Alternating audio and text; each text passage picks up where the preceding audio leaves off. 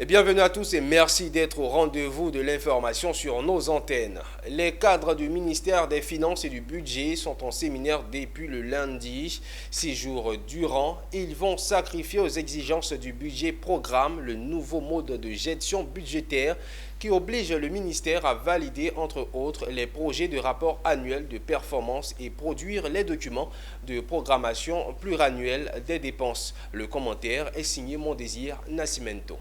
L'adoption du budget programme comme mode de gestion budgétaire a introduit un changement dans la présentation du budget.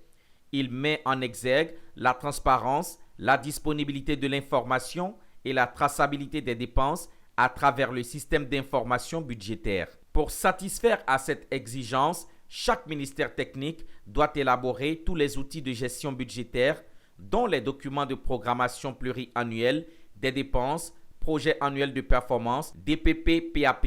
C'est tout le sens de ce séminaire qui se tient à Grand Bassam depuis le lundi 18 mars 2024. Aux premières heures de ces travaux organisés par la Direction des affaires financières du ministère des Finances et du Budget, le directeur Zondégué Dembélé a invité les techniciens à produire des documents de qualité, boussole d'une gestion optimisée.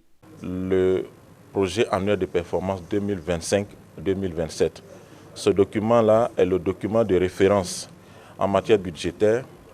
Depuis le basculement de la Côte d'Ivoire à la gestion du budget mode budget programme, l'élaboration de ce programme-là, de ce document est un premier pas.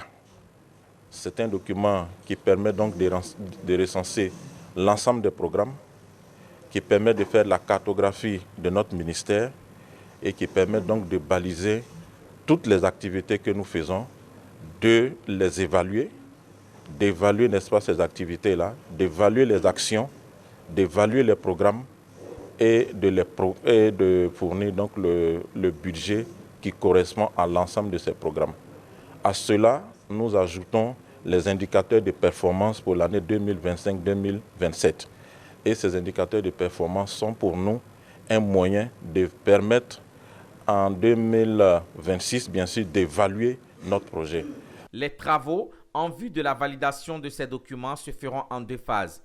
Une première en 2 jours qui permettra de revisiter programme par programme les rapports annuels de performance. Pour la deuxième phase qui va commencer le mercredi, en ce qui concerne la validation du document de programmation pluriannuelle des dépenses, projet annuel de performance 2025-2027 du ministère des Finances et du Budget, et également de la validation du document de présentation du cadre de performance DPCP 2025-2027.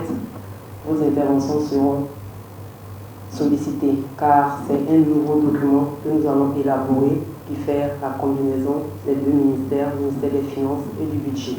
Ce séminaire de 6 jours aura comme résultat, entre autres, la validation du rapport annuel de performance 2023, la validation du volet narratif, du projet des documents de programmation pluriannuelle des dépenses, projet annuel de performance DPPD-PAP 2025-2027 et la production du document de présentation du cadre de performance DPCP 2025-2027.